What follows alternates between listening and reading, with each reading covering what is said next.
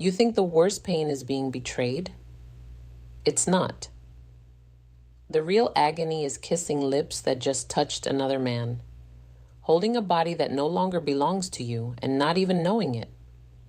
Many men convince themselves her distance is just stress or age or routine. But the truth is harsher. Women rarely confess, yet they always reveal. And if you miss the signals, you become the quiet accomplice of your own humiliation. That's why today I'm about to reveal 8 signs that give away a woman who just slept with someone else. Signs most men ignore until it's too late. And the last one, it's the nail in the coffin. The one she can't hide, no matter how hard she tries. Before I walk you through these 8 signs, take a second to subscribe and hit like. And let me know in the comments what city you're watching from. I want to see how far this message is reaching because betrayal speaks the same language, no matter where you live. And now, let's get back to the story. The first sign I'm about to show you is subtle, silent. And it's the one that quietly destroys more men than they realize. Number 1, the cold silence of her body. There's a kind of silence that doesn't come from words. It comes from the body. And when you've been with a woman long enough, you know that silence. You know when her touch has weight, when her kiss has warmth, when her body is reaching for you without you asking. And you also know when that current goes dead. This is one of the hardest signs to face because it doesn't scream at you. It whispers. You lean in to kiss her and she turns her face slightly. You touch her shoulder in bed and she stiffens instead of melting. She says she's tired, but her body isn't heavy with exhaustion. It's heavy with indifference. That difference matters because tiredness recovers with sleep. Indifference doesn't. Here's the truth. Most men don't want to admit. When a woman has been fulfilled by someone else, she doesn't come back to you hungry. She comes back satisfied, and satisfaction leaves no space for you. Imagine trying to light a fire that's already burned itself out. No matter how many matches you strike, the wood stays cold. That's what it feels like when her body has already given itself elsewhere. The mistake men make here is denial. You tell yourself it's just stress or it's age or this is just what happens in long relationships. No, attraction doesn't die of old age. It dies when it moves to another source. If she used to pull you close after work but now rolls away, that's not routine. It's a signal. So what do you do with this knowledge? You don't beg. You don't push harder. You observe. You test. Instead of chasing, pull back. Watch if the distance shrinks on its own or if it widens even further. A woman who still desires you will eventually reach out again. A woman who's given herself away will let the silence deepen. Your job isn't to force her body to respond. Your job is to recognize when the response is gone. The shift is painful, yes, but it's also liberating because once you stop lying to yourself, you stop wasting energy on a flame that someone else already put out. And here's the problem. If the body doesn't speak to you anymore, don't think the truth will hide. Because if her skin has gone silent, her habits will start screaming. If you don't see it in her touch, you'll smell it in her rituals. Number 2, the cleansing ritual. When a woman has been intimate with another man, she doesn't walk through your door carrying the scent of betrayal. She walks in smelling fresh. Too fresh. A new perfume that wasn't there before. A shower that lasted longer than usual. Clothes changed for no reason. Underwear swapped in a way that doesn't match the rest of the day. On the surface, it looks like self-care. In reality, it's a cover-up. This is what I call the erasing ritual. She's not just cleaning her body. She's trying to clean her conscience. And most men miss it because they want to. You tell yourself she just likes to feel fresh or she's trying a new scent. That's how you gaslight yourself because you don't want to face the darker possibility that she's removing the traces of someone else before you notice. Here's how it works. A woman knows her body tells stories. Skin holds on to smells. Hair carries traces. Clothes remember contact. So she scrubs. She sprays. She hides the evidence under lavender and soap. And the irony is that the more she tries to erase, the louder it becomes.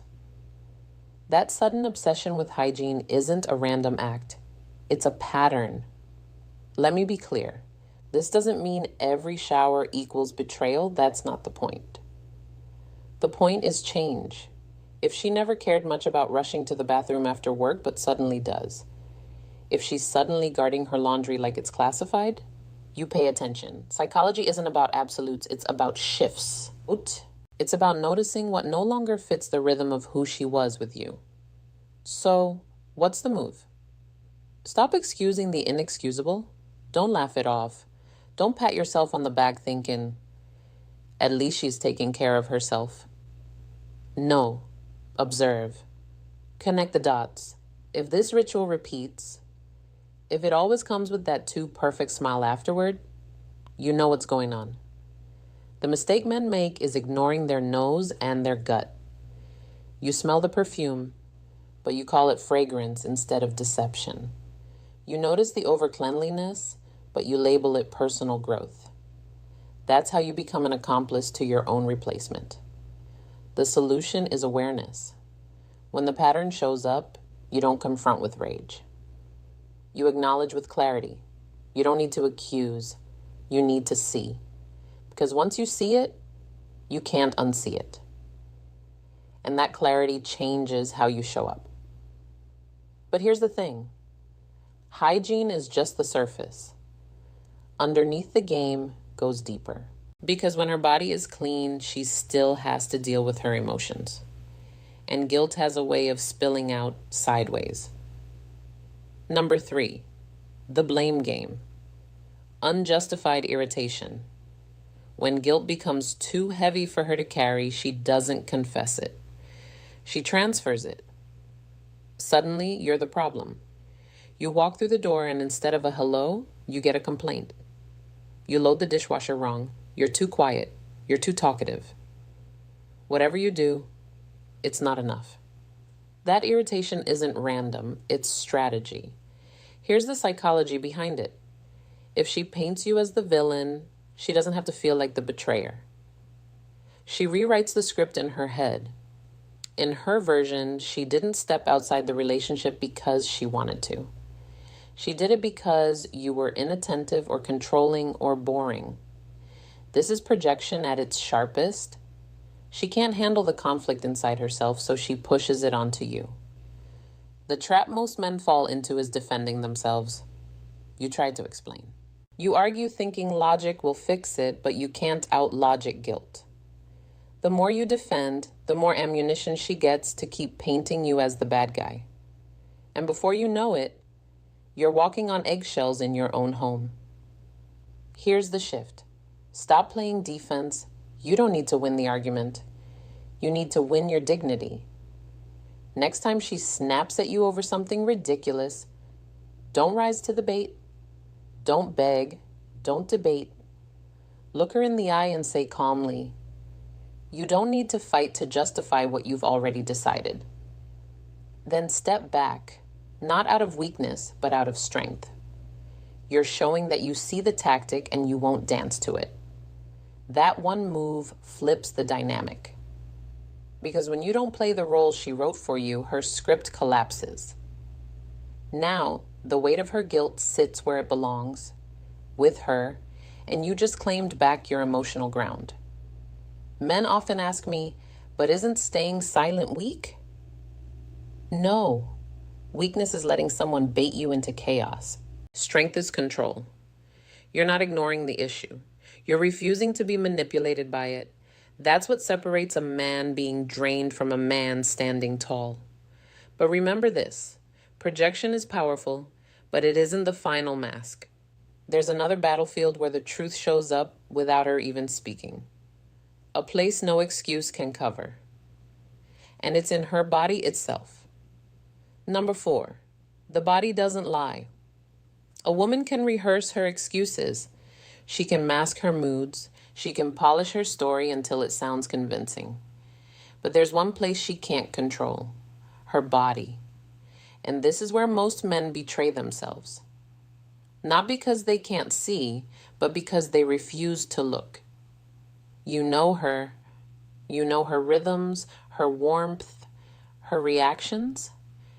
That's why when something changes, you feel it, even if you don't want to admit it. Maybe she feels unusually tense or unusually relaxed. Maybe her responsiveness has shifted, either exaggerated or strangely absent. Sometimes it's subtle. Sometimes it's glaring, but it's never random. Here's the cruel part. You don't need to be a doctor to notice. You need to be honest. Men often explain it away. Maybe it's hormones. Maybe she's stressed. And yes, those things can happen. But when the shift is sudden, when it doesn't fit the usual pattern, you owe it to yourself to pay attention. Because ignoring what your senses already picked up is the fastest way to humiliate yourself. The mistake is thinking that by pretending everything's fine, you're saving the relationship. You're not. You're just postponing the collapse. A body that has been with another man carries an imprint. Not always visible, but always felt. And when you sense it, but you force yourself to stay quiet, you're lying to yourself more than she's lying to you. So, what do? First, stop running from your intuition. If something feels off, don't shove it down. Let yourself register it. Second, stop overcompensating. Men often respond by trying harder. More affection, more patience, more effort in bed, as if more giving will fix what's already been taken. It won't. You don't win desire back by throwing effort at it. You win by recognizing when it's gone. Here's a practical step. Instead of chasing her body, step into clarity. If intimacy feels wrong, scale back and observe. Don't accuse, don't interrogate. Just notice how consistent the change is. That awareness is your shield. It prevents you from investing more into someone who's already detached. And the deeper truth, if you ignore your senses, you're not being strong. You're being scared. Strength isn't denial. Strength is facing what you already know, even when it burns. But guilt doesn't always show up as coldness. Sometimes to cover the cracks, she goes in the opposite direction. She turns warm, affectionate, even tender in a way that feels almost too good to be true. And that's exactly what it is. Number 5, excessive affection, the theater of guilt. Not every betrayal looks cold.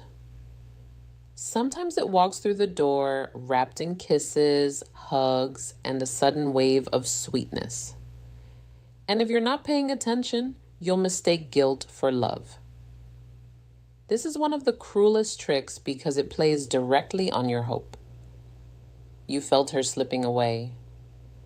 You've sensed the silence and suddenly she's holding your hand again, kissing you on the cheek, whispering, "I love you," with watery eyes. And your heart wants to believe it's real. You think she's coming back to me, but she isn't. She's trying to come back to herself. That affection isn't for you, it's for her conscience. Here's the psychology. After crossing the line, many women don't pull away. They pull closer. Not because they've rediscovered their desire, but because they need to silence the guilt. Touching you, cooking for you, saying nice words. It's all part of the act. The act isn't to keep you happy. It's to keep her from drowning in self-disgust. The mistake men make is treating this affection like a second chance. You drop your guard. You stop observing. You breathe out in relief. And that's when you lose all leverage. You become the comfort toy, the safe space she clings to while her passion burns somewhere else. You end up holding her guilt, not her love. So, what's the move? Learn to test the source. Ask yourself, does this affection come with consistency or only in waves after unexplained absences? Does she touch you with desire or with obligation? Does she lean in with warmth or does it feel rehearsed, almost exaggerated? Those questions cut through the fog. And here's the tough medicine. Don't reward guilty affection. Don't let her wipe her conscience on your shoulders. You don't need hugs that are born from betrayal. What you need is honesty, even if it's cold. And sometimes the strongest thing you can say is this: I'd rather have your silence than your guilty embrace. That statement isn't for her. It's for you. It's your way of reclaiming self-respect in the face of false tenderness. Because here's the truth. Love doesn't need theater. Real connection doesn't show up only after guilt. If her affection feels like an apology instead of desire, you already know the difference. And once you know, you can never go back to pretending. But if you keep accepting her guilty embrace, the next stage is worse because she won't just touch you without desire. She'll stay with you physically while her mind drifts miles away. Number 6, emotional absence in intimacy. There's a difference between a body beside you and a soul with you. And once you felt that difference, it's impossible to unfill it. This is the stage where betrayal cuts the deepest. Not because of what she does, but because of what she withholds.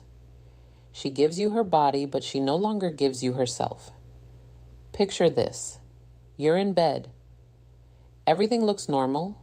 She touches you. She moves. She even moans. On the surface, it's all there. But something is missing. Her eyes are empty. Her energy doesn't sync with yours. You can feel that she's somewhere else, replaying a memory that doesn't involve you. That's not intimacy. That's theater. And here's the brutal truth. A woman who's emotionally absent during intimacy is already gone. You're not making love. You're playing a role in her cover-up. And men who ignore this always tell themselves the same comforting lie. She's just tired, or it's stress. But deep down, you know the difference. Tiredness still allows presence. Stress still allows connection. This absence, it's a void. The mistake most men make is pushing harder. You think if I try more, she'll come back. So you give more affection, more patience, more effort, hoping to win her over. But the more you push, the further she drifts because her fire isn't missing. It's burning somewhere else. And every extra ounce of effort you give just teaches her one thing. She doesn't need to give anything back. So what's the solution? Stop chasing ghosts. Respect yourself enough to notice when her soul isn't with you. Pull back, say less, and most importantly, don't confuse physical participation with emotional presence. When her spirit has left, your job isn't to drag it back. It's to decide whether you'll keep lying in a bed that feels colder by the night. Here's a simple step. Next time you sense that absence, don't cover it with more effort. Pause, look at her, and in your mind, tell yourself the truth. I'm not here to beg for connection. I'm here to recognize reality. That shift in mindset alone changes everything. It stops you from being the man who tries to revive a bond that's already been buried. Because being next to a woman who isn't truly with you isn't love, it's humiliation. And if you let that humiliation settle, the next sign will expose it in plain daylight. She won't just leave you emotionally absent in bed. She'll start leaving you physically absent in time. Number 7, the late returns. Empty excuses. When love is real, time bends to make room for it. A woman who still desires you will find her way back to you, even on the busiest days. But when her fire is gone, suddenly the clock turns against you. She's late again and again, and every excuse feels thinner than the one before. She tells you work ran long, her phone died, a friend needed her. At first you want to believe it. You convince yourself these are normal things because, yes, life gets messy. But when messy turns into a pattern, when lateness becomes routine, it's not about life. It's about priority. And you're no longer at the top of the list. Here's the psychology. Lateness is more than missing time. It's a test. She's not just running late. She's measuring how much you'll tolerate. She wants to see if you'll question it, if you'll push back, or if you'll keep accepting less while hoping for more. Every time you let it slide, you train her. You teach her that your dignity is negotiable. The trap most men fall into is silence. You see the inconsistency. You feel the sting, but you swallow it. You tell yourself, if I say something, I'll sound insecure. But insecurity isn't asking for respect. Insecurity is pretending you don't notice. So, what's the move? Call it what it is. Not with yelling, not with begging, but with boundaries. The next time she drifts in late with another flimsy story, don't interrogate. Don't demand details. Simply look at her and state the truth. You weren't here, and that tells me everything I need to know. Then, let the silence sit. That silence is more powerful than any argument because it places the responsibility back where it belongs, on her choices. Here's a practical step. Track the pattern, not the excuse. Don't waste time dissecting the details of each story. Instead, pay attention to frequency, to tone, to how your gut reacts every time. Patterns tell the truth, even when words don't. And here's the harsh reality. A woman who still chooses you will always come home. Maybe late once in a while, sure, but not as a habit. If she no longer returns to you, it's because she's already returning to someone else. But lateness is only half the story. Because even when she tries to cover it, her own words will betray her. And when her story collapses under its own contradictions, that's when the truth finally breaks wide open. Number 8, the collapse of her story. Stories are fragile things. They can be rehearsed, polished, and repeated. But the moment pressure builds, cracks appear. And when a woman has crossed the line, her story eventually collapses under its own contradictions. You've seen it before. She comes home late, words tumbling out too fast, details changing with each retelling. One night, it's a co-worker who needed help. The next time it was a last-minute errand. You notice the gaps, the mismatched timelines, the way her tone doesn't match her words. And most telling of all, you notice her eyes. They don't hold your gaze anymore. They dart, they drop, they flicker with unease. That's not stress, that's deception struggling to keep its balance. Here's the mistake men make. They demand airtight evidence. They want proof, a smoking gun, something undeniable. But the truth doesn't always come with a receipt. It comes in inconsistencies. It comes in the way her story unravels the more you listen. The harder she tries to control the narrative, the more obvious it becomes that the narrative is slipping away from her. So, what's the move? Stop playing detective. You don't need to gather evidence for a courtroom trial. You already have the signals, the changes, the silences, the patterns. When her story collapses, you don't argue with it. You step out of it. You don't beg her to make it make sense. You don't yell for confessions. You simply decide, I don't believe you, and I don't need to anymore. That's not an accusation. That's a boundary. And here's the empowering shift. Once you stop demanding explanations, you reclaim your power. You stop being the man chasing clarity from someone who thrives on confusion.